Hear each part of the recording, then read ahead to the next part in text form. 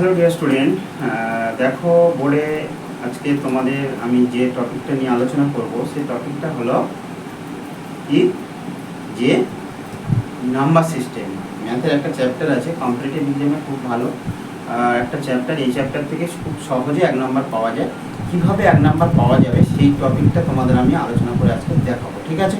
তো আজকের যে টপিকটা হবে সেটা হলো নাম্বার সিস্টেমের টোটাল ফর্মুলা কী আছে, রুলস কি আছে, সাথে থাকছে টাইপ, আর সাথে থাকছে কটা পার্ট পড়লে আমার পুরো চ্যাপ্টারটা কমপ্লিট হয়ে যাবে, সেটা নিয়ে আজকে আলোচনা করব।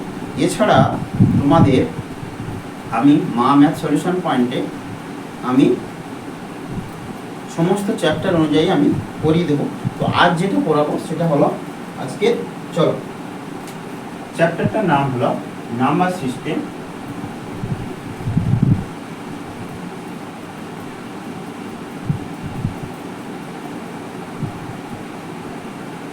নাম্বার সিস্টেম বা সংখ্যা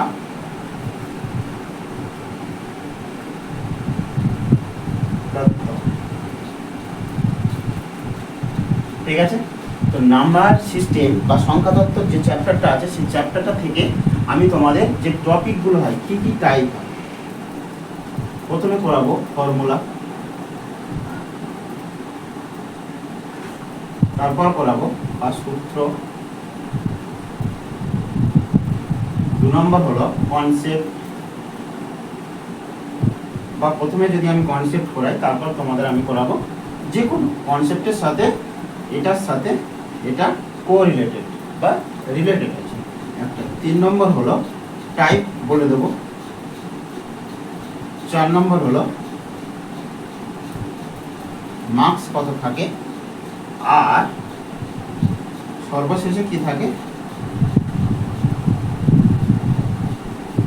কোন কোন ম্যাথগুলো পড়লে এই চ্যাপ্টার থেকে টোটাল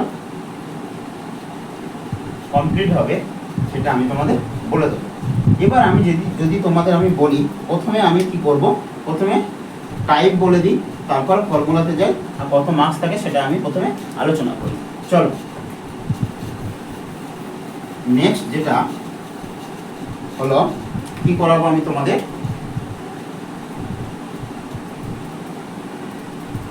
কনসেপ্টটা বলে দিই। কি কনসেপ্ট থাকে, নাম্বার সিস্টেম বা সংখ্যা তত্ত্ব। নাম্বার সিস্টেম মানে 1 2 3 4 5 এরকমই আমরা সংখ্যা দেখেছি। সেই সংখ্যাগুলোর আমরা কি করেছিলাম, এরকমই যোগ করেছিলাম, আমরা কখনো এরকমই যোগ, এছাড়া এরকমই যোগ করেছিল 1 + 2 + 3 + 4 + 5 এরকমই যোগ বললে আমরা 1 2 3 4 5 6 করে করতে পারবো। যদি আমার প্লাস ডট ডট ডট দিয়ে n টার্ম পর্যন্ত যোগ করতে বলে তাহলে আমরা সেটা পারবো না। কারণ হলো 1 এর পরে কত হচ্ছে 3, 3 এর পরে 3 যোগ করলে হয় 6, 6 এর পরে 4 যোগ করলে হয় 10, 10 এর পরে 5 যোগ করলে হয় 15, এভাবে আমরা এই পর্যন্ত করতে পারছি না। যখন আমার ডট ডট দিয়ে n পর্যন্ত সংখ্যার মান হলো n একটা যে কোনো একটা রিয়েল নাম্বার। কি রিয়েল নাম্বার, সেটা কি হতে পারে, বা স্বাভাবিক বা পূর্ণ সংখ্যা একটা যে কোনো সংখ্যা তোমরা বলতে পারো, ঠিক আছে? তো আমার কাছে কথা হলো nটা যদি একটা রিয়েল নাম্বার হয় বা বাস্তব সংখ্যা বা যে কোনো একটা পূর্ণ সংখ্যা হয়, তাহলে nটা আমার 1 2 3 4 5 6 7 8 যা কিছু হতে পারে, সেটা আমার বলছে 1 থেকে n পর্যন্ত টার্মের যোগফল কত, কি বের করতে বলবে, সাম বের করতে বলবে। এছাড়া কি বের করতে বলে, যোগফল বের করতে পারে। এছাড়া আমার দেখো প্রত্যেকটা টার্ম আমরা বলি বিয়োগ করি, অ্যাকচুয়ালি কিন্তু যোগ করি। কারণ হলো বিয়োগ বলে কোনো কথা হয় না, কারণ আমরা প্রত্যেকটার সাথে যোগ করি। দেখো 3 + -3 এটার মানে কি, এখানে 2 আছে +2, এই যে সংখ্যাটা আছে এখানে প্লাস আছে এখানে মাইনাস আছে মাঝখানে প্লাস আছে, এই দুটোকে কি করা হয়, যোগ করা হয়। এই দুটো যোগ করতে পারি, কিন্তু যে সাইনটা বড় সেই সাইনটা বসে যায়, গিয়ে আমরা অ্যাকচুয়ালি করি যোগ, তাই তো? এটাকে এখানে কোনো যোগ বিয়োগ করা হয়। এবার আমার যেটা কথা হলো, এই পর্যন্ত টার্মগুলোর যোগ আমরা করতে পারি না, তাই আমাদের কি করা হয়, সংখ্যা তত্ত্ব, সংখ্যা সিস্টেমটা আমাদের কাজে লাগে। এটাই হলো। এছাড়া বিভিন্ন আরও কিছু কনসেপ্ট আছে যেগুলো আমার জানলে না, সংখ্যা তত্ত্বের মধ্যে আছে, যেটা মেন মূলদ সংখ্যা বা রেশনাল নাম্বার, আর 2 নম্বর আছে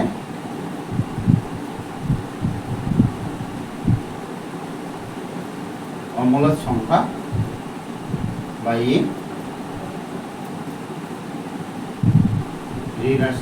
irrational number.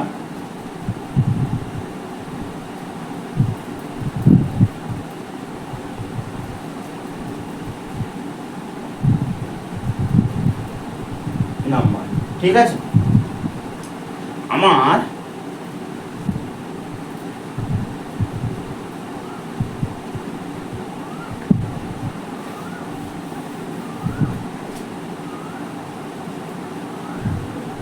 Rational number, sorry স্পেলিংটা একটু ভুল ছিল, আর ইরেশনাল নাম্বার, ঠিক আছে। এবার কি বলছে, যেটা এর সাথে এই দুটো জিনিস আমার জানতে হবে, যে জিনিস দুটো কি। চলো, মূলদ সংখ্যা কি, যে সমস্ত সংখ্যাকে p/q আকারে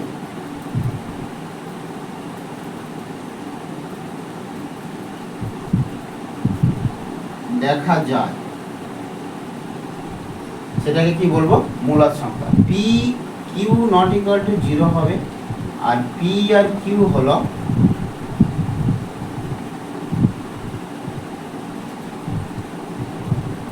পূর্ণ সংখ্যা। এছাড়া কি, আর তাহলে এটা কি হবে, এটা সিম্পল, যে সমস্ত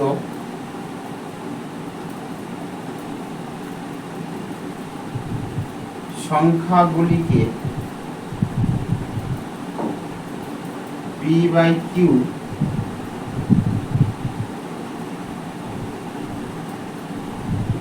আকারে লেখা যায় না তাদেরকে কি বলে, অমূলদ সংখ্যা, ঠিক আছে, তাদেরকে অমূলদ সংখ্যা বলে।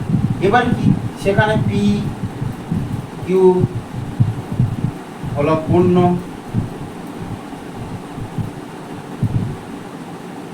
সংখ্যা, q ≠ 0, ঠিক আছে। এবার কি, এগুলো তাহলে কোনগুলো সংখ্যা হবে, p/q আকারে লেখা যায়। আমরা দেখো 1 এর 2 লিখতে পারি, 2 এর 3 লিখতে পারি, 3 এর 5 লিখতে পারি, 5 এর 9 লিখতে পারি, 7 এর 9 লিখতে পারি। এই সমস্ত সংখ্যাগুলোকে আমরা বলবো মূলদ সংখ্যা, কারণ আমার সব কি ফর্মে লেখা যাচ্ছে, p/q আকারে লেখা যাচ্ছে। এটা হলো এর এক্সাম্পল। এর এক্সাম্পল কি আছে দেখো, আমার কি বলছে, p/q আকারে লেখা যাবে না যে সমস্ত সংখ্যাগুলো, ধরো আমি বললাম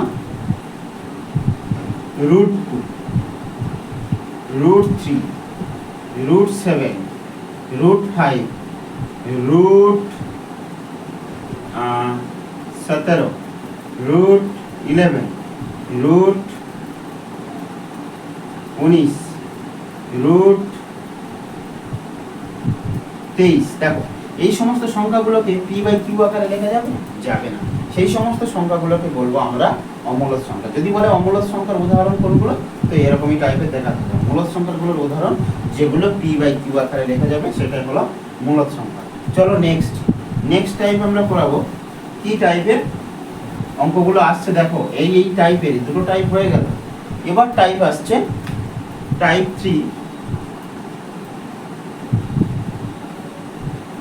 প্লেস ভ্যালু, আর 1 নম্বর, 2 নম্বর করাবো ফেস ভ্যালু। প্লেস ভ্যালু কি, স্থানীয় মান,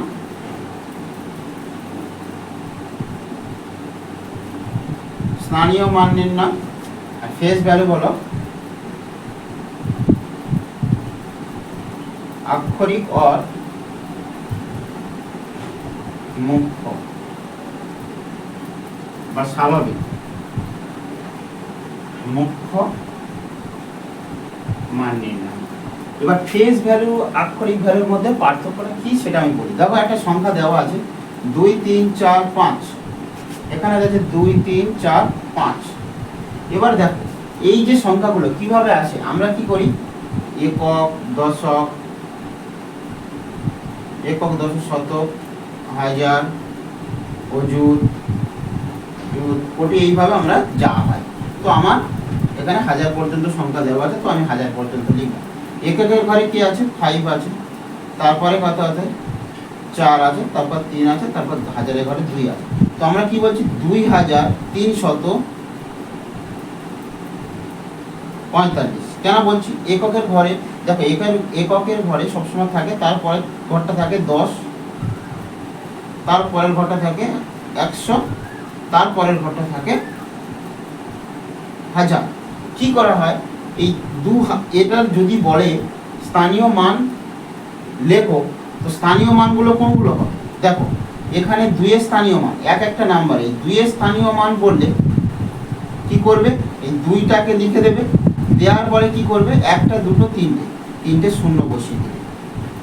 এটাই হচ্ছে স্থানীয় মান। আর স্থানীয় মান বলতে একক থেকে দশক পর্যন্ত, একক থেকে দশক পর্যন্ত যে সংখ্যাগুলো, যে সংখ্যাটা এই দশকে মানে হাজারের ঘরে আছে, তার স্থানীয় মান কতদূর পর্যন্ত গেছে সেটা আমাদের বের করতে হচ্ছে।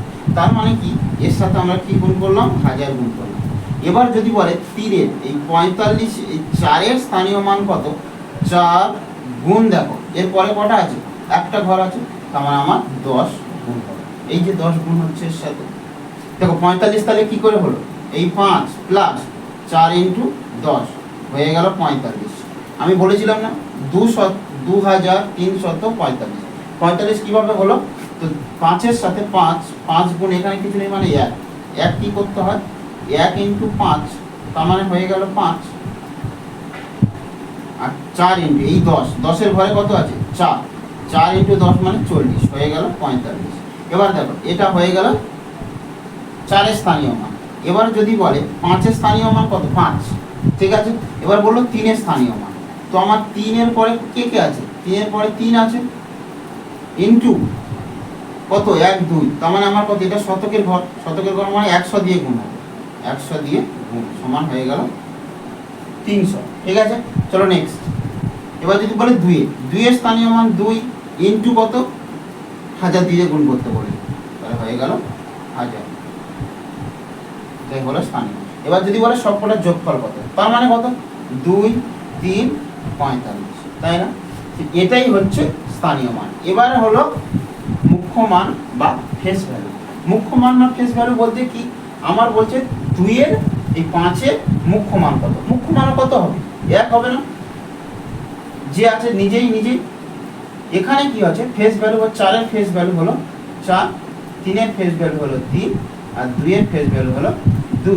এখানে কোনো পরিবর্তন হবে না, এই জন্য বলছে ফেস ভ্যালু আর হচ্ছে প্লেস ভ্যালু। প্লেস ভ্যালু মানে স্থানীয় মান, সে কত নম্বর স্থানে আছে। আমার যদি বলে আমি 13 নম্বর স্থানে থাকবো, তার মানে আমার 12 ঠিক পরেরটা 13 নম্বর ঘর, সেটাই হচ্ছে স্থানীয়। আমি এই স্থানে থাকবো, এই স্থানে দাঁড়িয়ে আছি, আমি বোর্ডটার সাইডে দাঁড়িয়ে আছি, তার মানে কি আমার স্থান কোথায় বোর্ডটার সাইডে। তার মানে এখানে 2-এর স্থান কোথায় আছে, এখানে এই যে 100, এই যে 100 পরে কত ঘর 1000, এই 1000 জনের জায়গায় 2 আছে, কতজন আছে 2 আছে, এই 1000 এটা হচ্ছে এর 1000 ঘর, 1000-এর ঘরে 2 আছে, তার মানে 2 ইন্টু 1000, এটা একটা ঘর সংখ্যা, ঠিক আছে। এটাই হয়ে গেল স্থানীয় মান আর আক্ষরিক বা ফেস ভ্যালুর মধ্যে ডিফারেন্স। তো আমার টাইপ 3 ফেস ভ্যালু আর হচ্ছে প্লেস ভ্যালু সম্পর্কে আইডিয়া হয়ে গেল। এরপর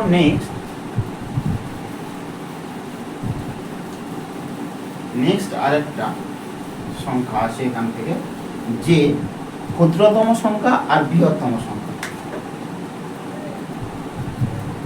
ক্ষুদ্র ক্ষুদ্রতম সংখ্যা আর বৃহত্তম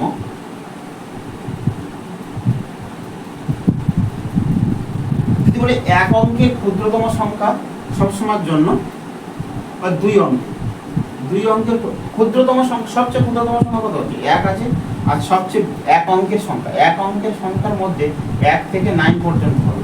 এর মধ্যে সবচেয়ে ক্ষুদ্রতম 1 থেকে 9 পর্যন্ত এক অঙ্কের সংখ্যা বলা হয়, আর 10 থেকে 99 পর্যন্ত সংখ্যাকে বলা হয় তোমার, এটা কত এক অঙ্কের সংখ্যা, এটা দু অঙ্কের সংখ্যা, দু অঙ্কের সংখ্যা, ঠিক আছে।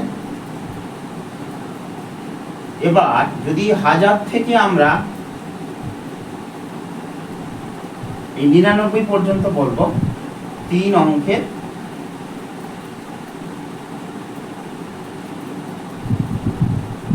সংখ্যা, আর 1000 থেকে এটাকে বলবো আমাদের 1 2 3 4 4 অঙ্কের সংখ্যা,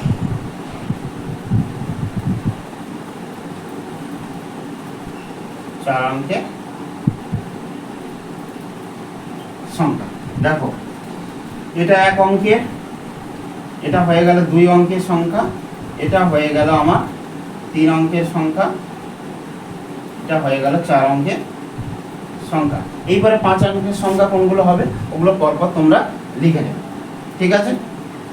এইভাবে সংখ্যা আছে। তো আমার যেটা কথা হলো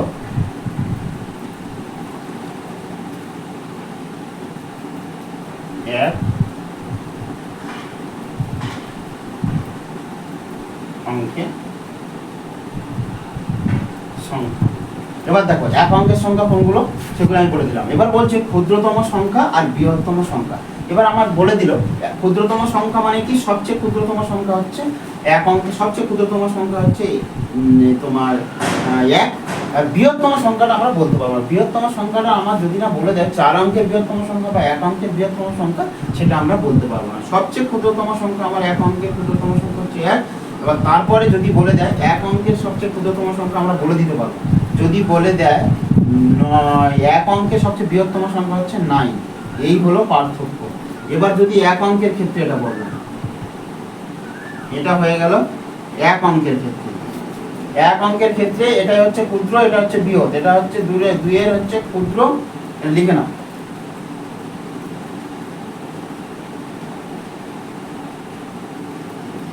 এক অঙ্কের ক্ষেত্রে এটা। যদি বলে 2 অঙ্কের ক্ষেত্রে,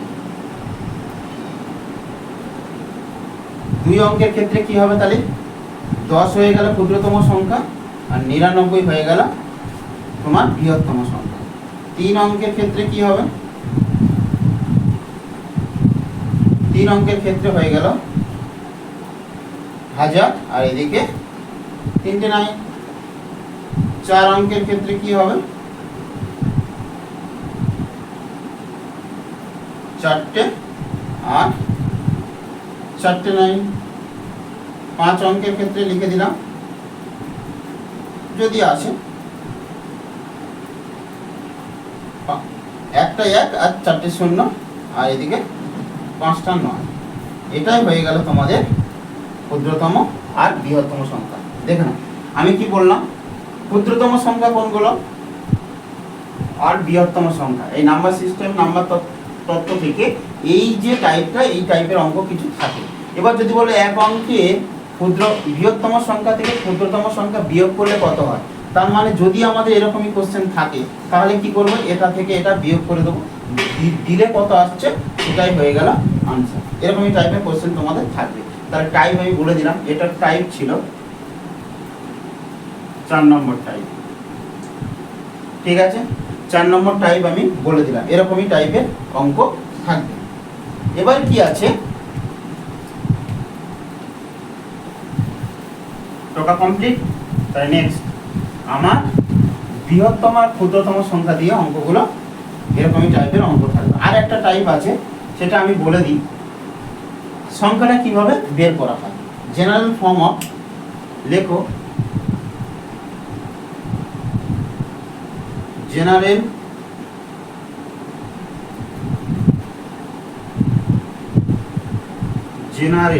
ফর্ম অফ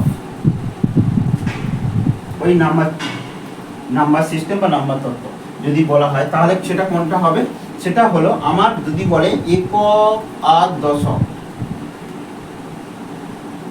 এই সংখ্যাটাকে কিভাবে বের করা হয়।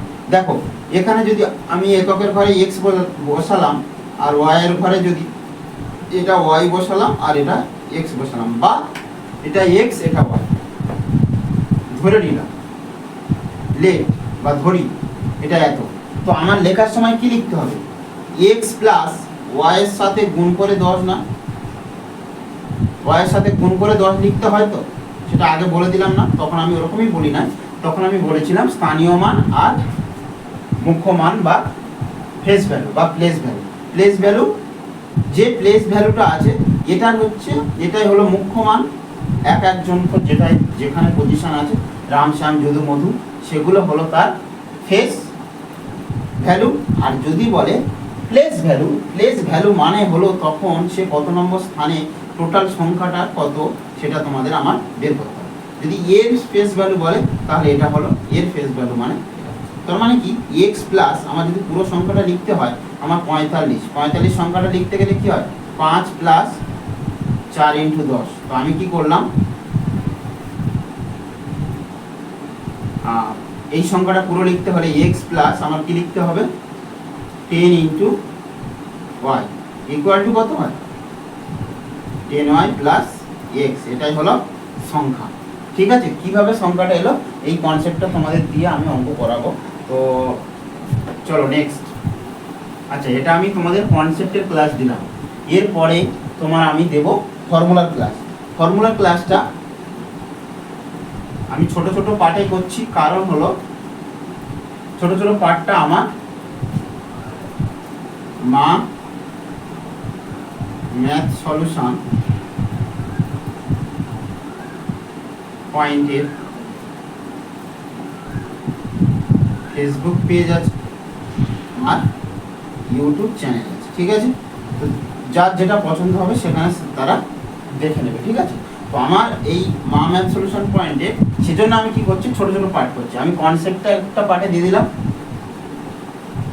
কনসেপ্টটা একটা পার্ট যদি 1 বলি, পার্ট 2 এ হবে ফর্মুলা, আর পার্ট 3 তে হবে উদাহরণ বা এক্সাম্পল। ঠিক আছে, আমার 3টে পার্টে নাম্বার সিস্টেমটা আসবে। ঠিক আছে, চলো নেক্সট।